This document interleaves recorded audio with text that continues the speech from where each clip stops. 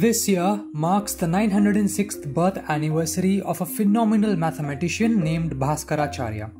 His contributions to the world of mathematics and astronomy is phenomenal.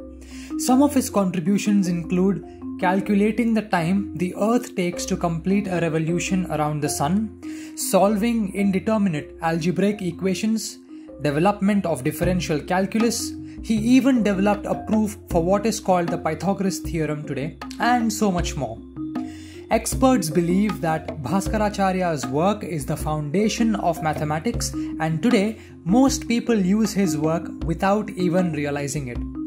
In this video, let's travel to the past and know about Bhaskaracharya's contributions to the world.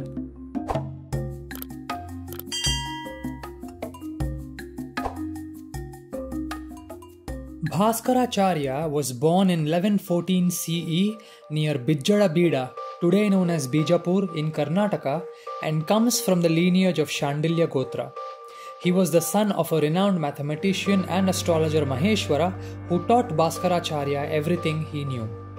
The Chandrika Devi Mandir near Chalisgaon in the Jalgaon district of Maharashtra has an inscription that offers a view into Bhaskaracharya's ancestry. The inscription is dated from 1207 CE and was made at the request of Changadeva, the grandson of Bhaskaracharya.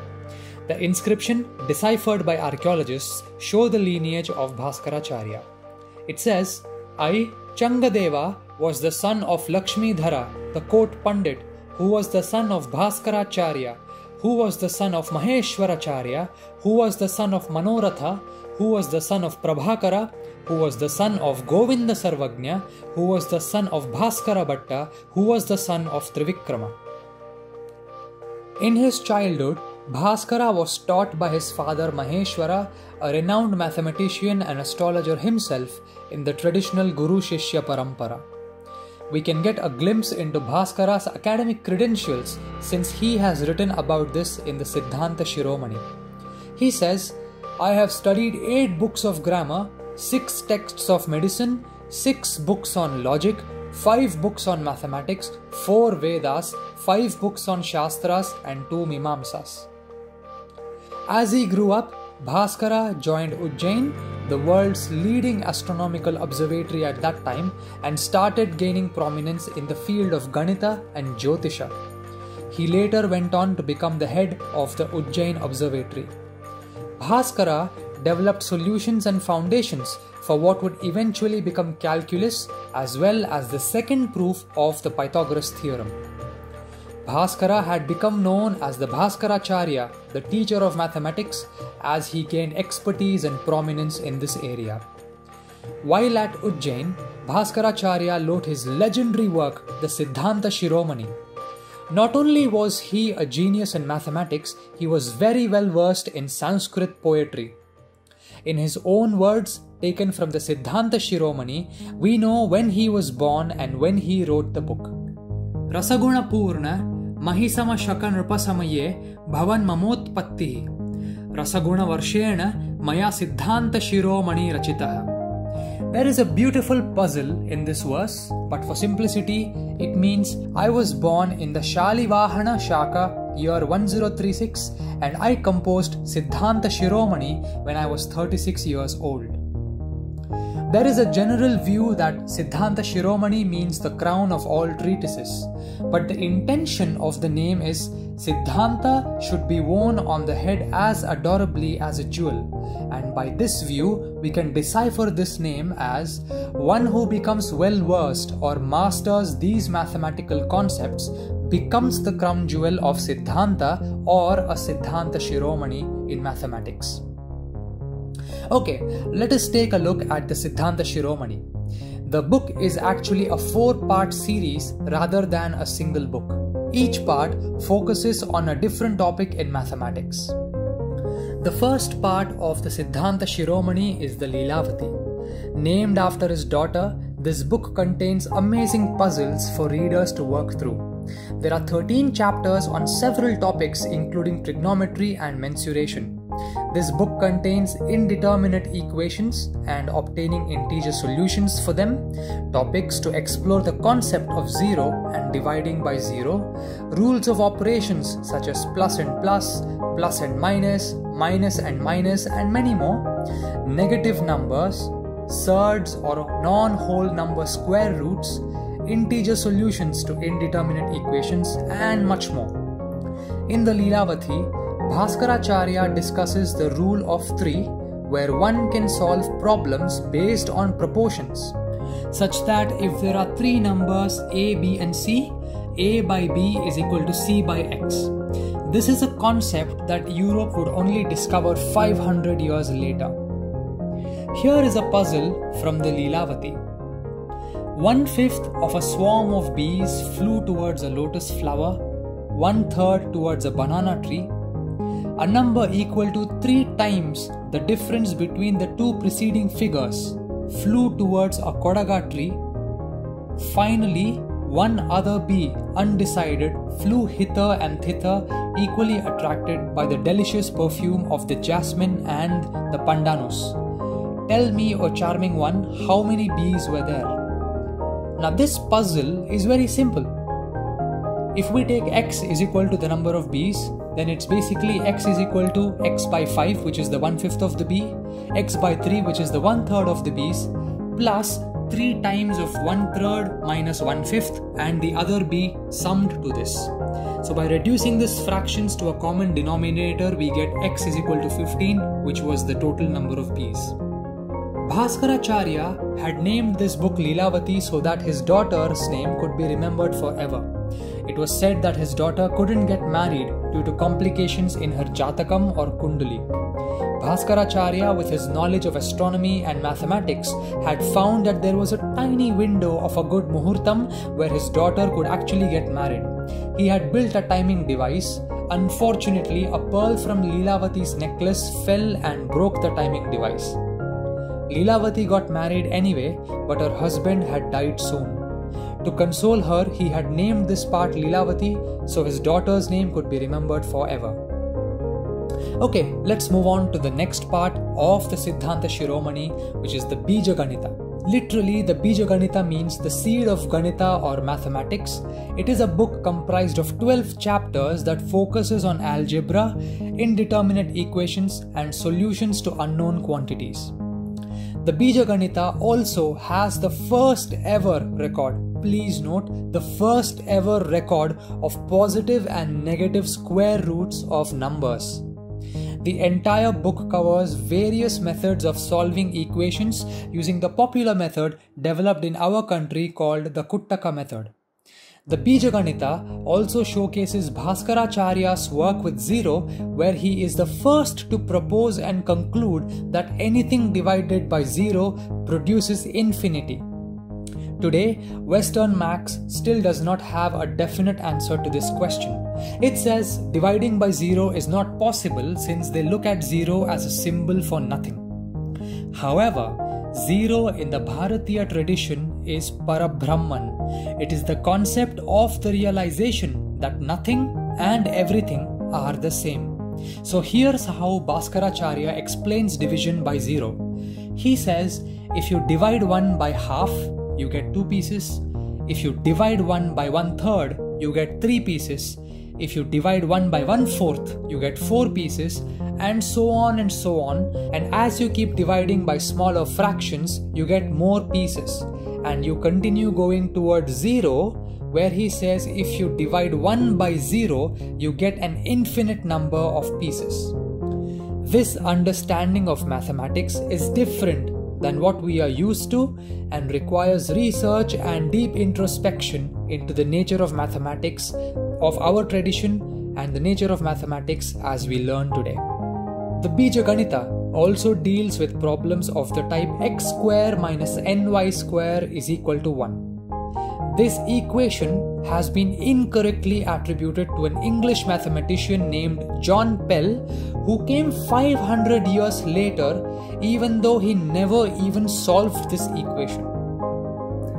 Bhaskaracharya solves the equations of this type successfully with the Chakravalla method, a cyclical algorithm that was first used by Brahmagupta in 628 CE, then by Jayadeva from 900 CE, and then by Bhaskaracharya.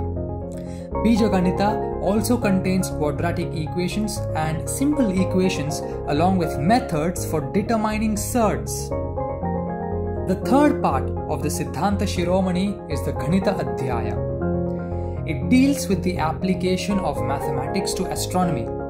The book literally means practice of mathematics.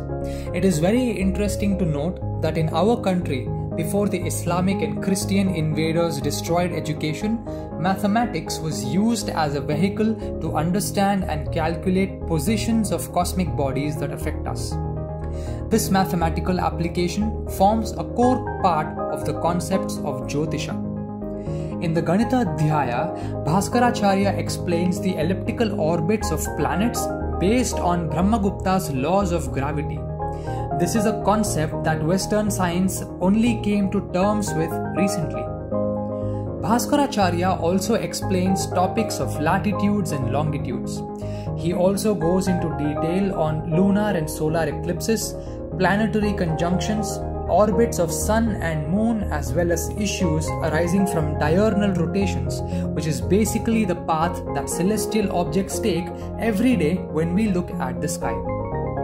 He also estimated the exact time of the year, which is so accurate that Western calculations were off by a minute. This was also recognized recently.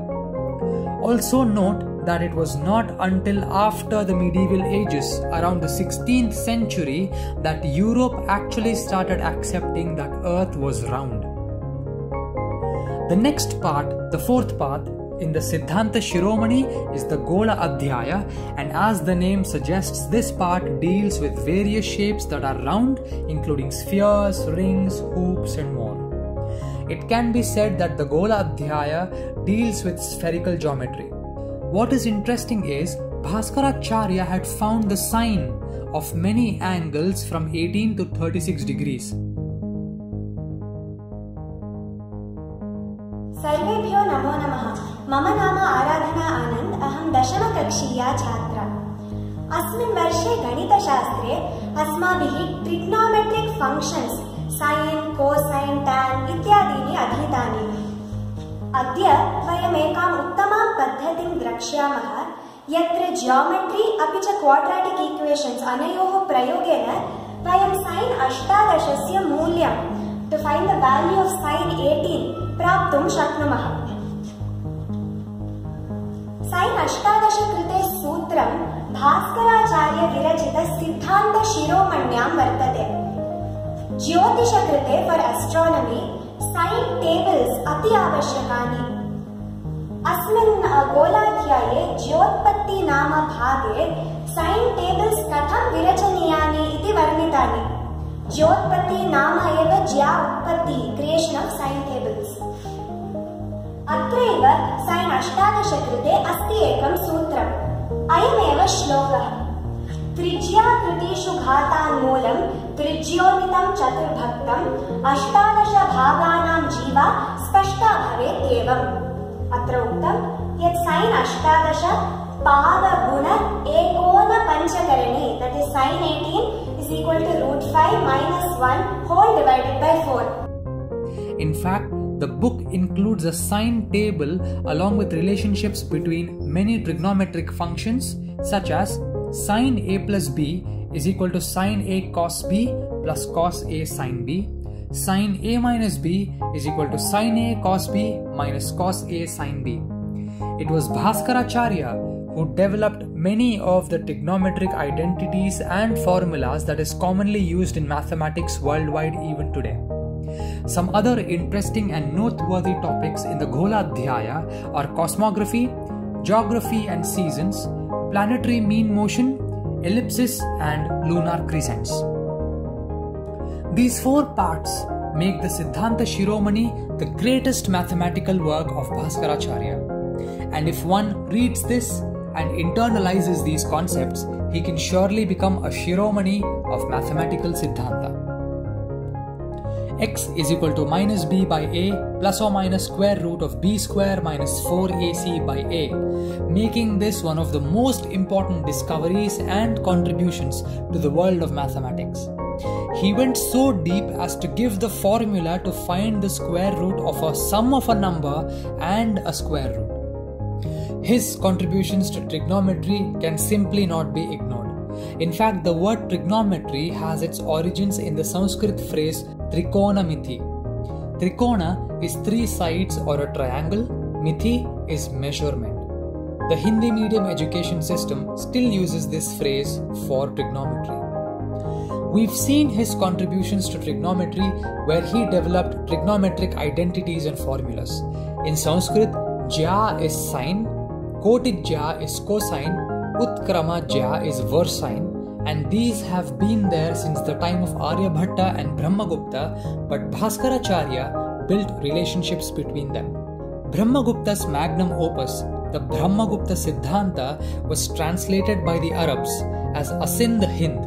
In their translations, Jya became Jiba, Kotijya became Kujiba in Arabic. It was translated into Latin as sinus, meaning bosom. Hence, sinus and cosinus were translated into English and became sine and cosine as we know them today.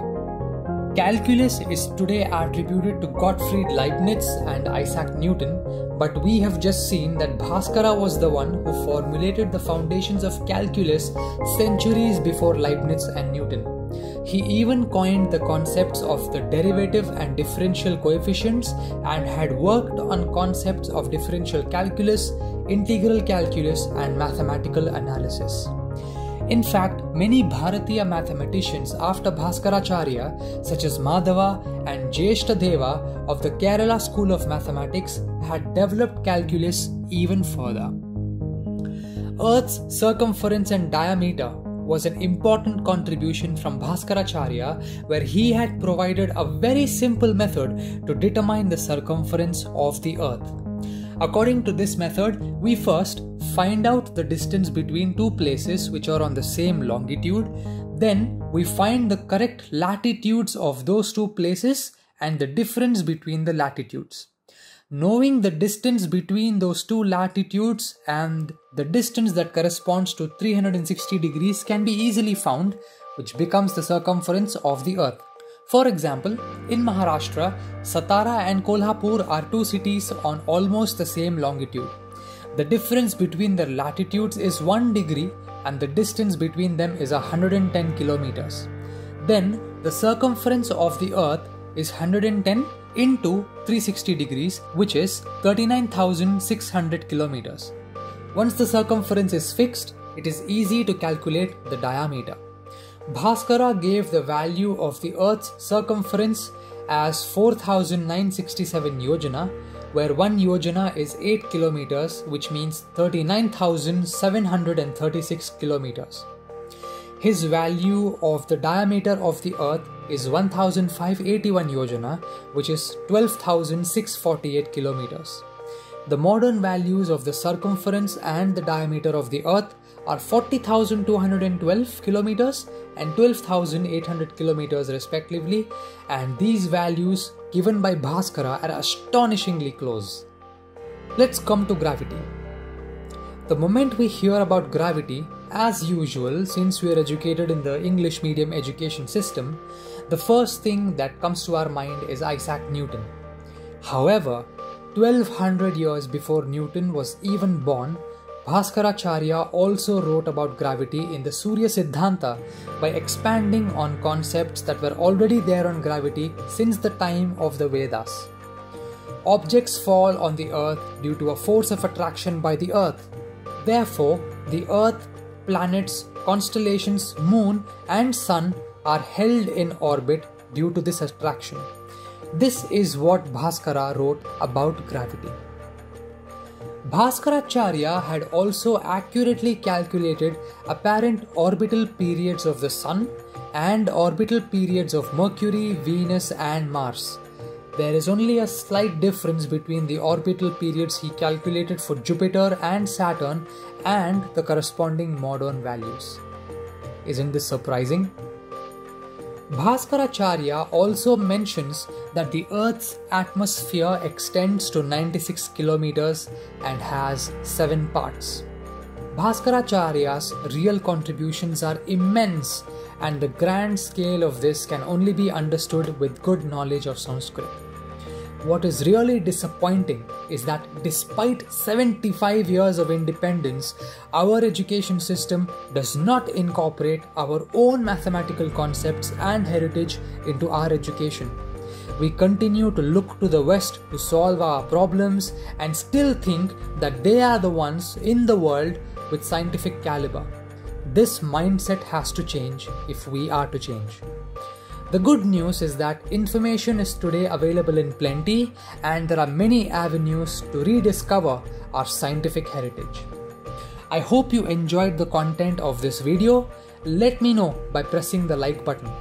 If you wish to explore our heritage and culture, please subscribe to the Immortal Bharat channel, and most importantly, don't forget to click on the bell icon to get notified whenever I upload a new video to the channel. If you click the subscribe button, you are directly supporting the channel. I hope to get your support so I can continue to make videos like these. Thanks a lot, and I'll talk to you soon. Namo Namaha, Namaskaram.